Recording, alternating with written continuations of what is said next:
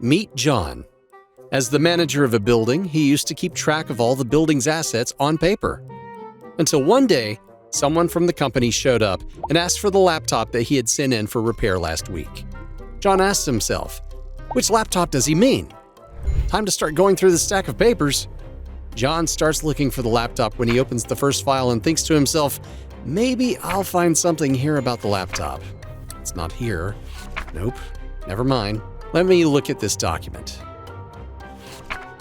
Again, the wrong file. Let me look at this document.